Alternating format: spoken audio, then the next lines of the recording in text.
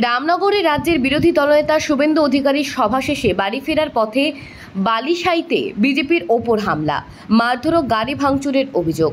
রামনগরে রাজ্যের বিরোধী দলনেতা শুভেন্দু অধিকারীর সভা শেষে বাড়ি ফেরার পথে বালিসাইতে বিজেপির ওপর হামলা, মারধর ও গাড়ি ভাঙচুর করে বলে অভিযোগ।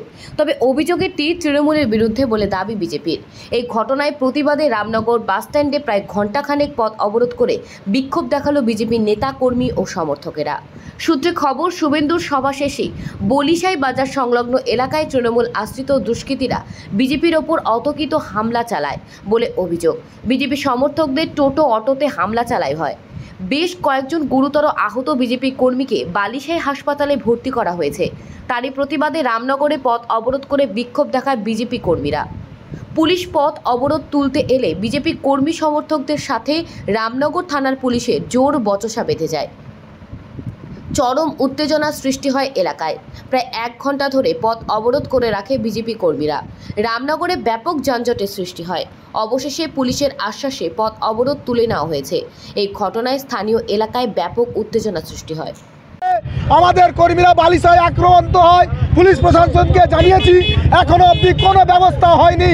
আমাদের গাড়ি ভাঙা হয়েছে, অটো ভাঙা হয়েছে, এখনো ভাঙচুর চলছে, সেখানে কর্মীরা আহত হয়েছে, হাসপাতালে ভর্তি আছে। আমরা বারবার বলা সত্ত্বেও পুলিশ প্রশাসন কোনো রকম ব্যবস্থা নেয়নি। তাই জন্য আমরা আজকে প্রতিবাদ করছি। এই রামনগরে দাঁড়িয়ে আমরা প্রতিবাদ করছি, যতক্ষণ না দোষীদের শাস্তি হবে আমরা আমাদের অবরোধ চালিয়ে যাব।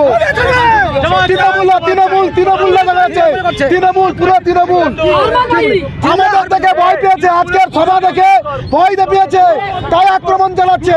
সাধারণ মানুষ বেরিয়ে এসছে, তাই দেখে আক্রমণ করছে তাদের আমাদের ওপরে।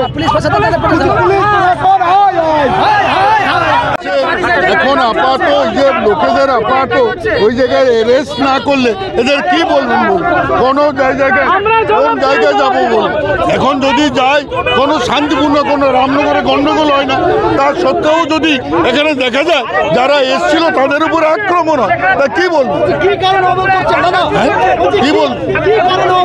অবরোধ হচ্ছে, আমাদের এখানে সভা ছিল শুভেন্দু বাবু, ওখান থেকে ঘুরে গেছে, ওখান থেকে সমস্ত টোটোকে ভাঙচুর হসপিটালাইজ হয়েছে এই জায়গার উপর, যার জন্য অবরোধ। এখানে কারা হামলা করলো?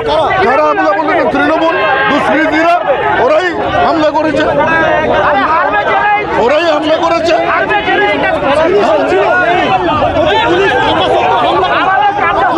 পুলিশ নিষ্ক্রিয়,